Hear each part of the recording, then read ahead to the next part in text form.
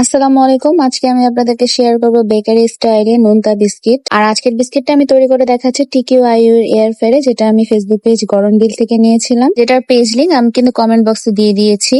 তো চলুন কথা না বাড়িয়ে বাসায় কিভাবে এত সুন্দর করে নোনতা বিস্কিট তৈরি করা যায় সেটা রেসিপিটি আপনাদের সাথে শেয়ার করছি। তো সেজন্য এখানে আমি প্রথমে নিয়ে নিয়েছি 100 গ্রাম মতো বাটার, আর এরপরে আমি দিয়ে দেবো হাফ কাপ মতো পাউডার সুগার। আমি চিনিটাকে ব্লেন্ডারে জাস্ট গুঁড়ো করে নিয়েছি এতটুকুই। এবার একটা স্প্যাচুলার সাহায্যে ভালো মতো মিশ্রণটাকে মিশিয়ে নিতে হবে। মিশ্রণটাকে ভালো মতো মেশানো হয়ে গেলে এই পর্যায়ে আমি দিয়ে দিব 1 কাপ মতো ময়দা। ময়দাটাকে কিন্তু আমি চেলে নিব। এবার ভালো মতো চেলে মিশ্রণটার মধ্যে ভালো মতো দিয়ে দিব। ময়দার পরে আমি এখানে দিয়ে দিব হাফ কাপ মতো চালের গুঁড়া। এখানে অবশ্যই চালের গুঁড়োটাকে ব্যবহার করতে হবে, এটাও আমি চেলে দিচ্ছি।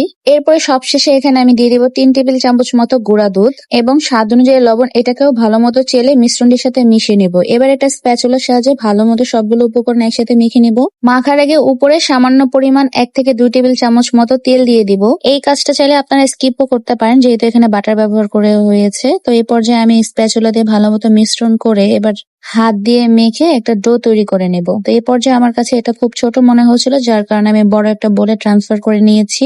হাত দিয়ে খুব সুন্দর করে এভাবে একটা ডো তৈরি করে নেব। এখানে আমি 2 টেবিল চামচ মতো পানিও অ্যাড করেছিলাম, যেটা ক্যামেরাতে দেখাতে আমি ভুলে গিয়েছি। তো এবার খুব সুন্দর একটা ডোটাকে নিয়ে এবার একটা বেলুনের মধ্যে নিয়ে ভালো মতো বেলে নিতে হবে। আর এই ডোটা কিন্তু একটু এবড়ো থেবড়ো হবে, যেহেতু এখানে তেমন একটা পানি ব্যবহার করা হয়নি, সম্পূর্ণ তেল আর বাটারের উপরে করা। আর বিস্কিটের ডোটা কিন্তু নর্মালি এরকমই হয়, স্মুথ কিন্তু হয় না। এবার ভালো মতো বেলা হয়ে গেলে এবার সাইডের অংশগুলো একটা ছুরি দিয়ে কেটে আমি অসমান অংশগুলো রেখে দিচ্ছি। ওগুলো পরবর্তীতে অন্য শেপে আমি তৈরি করব।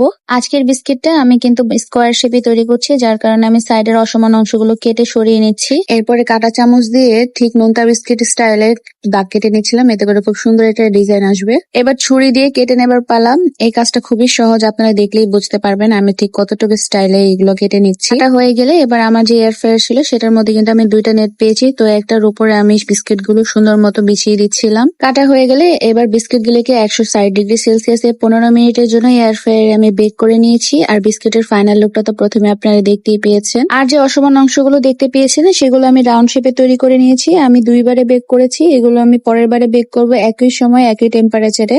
একটু পরপর এসে চেক করছিলাম বিস্কুটগুলো ঠিক কতটা পারফেক্ট হয়ে গিয়েছে। এখনো সময় বাকি ছিল, তো সময় পুরোপুরি হওয়ার পরে তো এই যে এটা হচ্ছে আমার বিস্কিটের ফাইনাল লুক। এগুলো হচ্ছে রাউন্ড শেপের বিস্কিট গুলো। আর যে স্কোয়ার শেপের যে তৈরি করে ফেলেছিলাম সেগুলো কিন্তু আমার হাজবেন্ড অলরেডি খেয়ে ফেলেছে, যার কারণে আপনার সাথে আর ওগুলো শেয়ার করতে পারেনি। রাউন্ড শেপের গুলোই শেয়ার করলাম। খুবই ইজি একটা রেসিপি। এই বিস্কিট গুলো কিন্তু আপনারা বাড়িতেও তৈরি করতে পারেন। আর হ্যাঁ, অবশ্যই কিন্তু আপনারা বিস্কুটটা চুলাতে তৈরি করতে পারবেন। নর্মালি আপনারা কেক যেভাবে বেক করে থাকেন ঠিক এভাবেই বেক করবেন। আর আজকের ভিডিওটা এতটুকুই। কার কাছে কেমন লেগেছে আজকের রেসিপিটা সবাই অবশ্যই কমেন্ট করে জানাবেন। আল্লাহ হাফেজ।